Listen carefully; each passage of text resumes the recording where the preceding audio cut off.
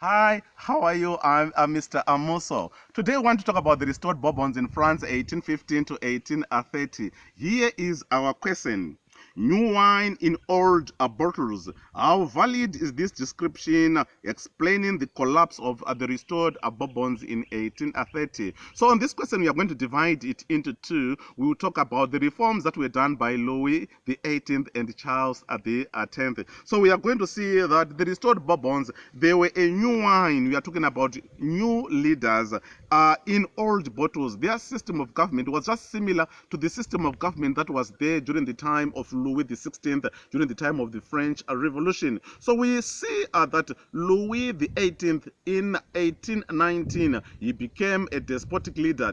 Elections were suspended, the parliament was dissolved, people were not free to express themselves, their minds, their thoughts, clearly showing that he was a new wine in the old bottle. He was doing similar reforms that were done by Louis XVI during the French Revolution. You move on, you talk about Charles X. Politically, he refused to rule with a charter. Politically, he appointed ministers. Politically, elections were swept aside. Politically, people were not tried by jury, clearly showing us that he was a new wine in old bottles.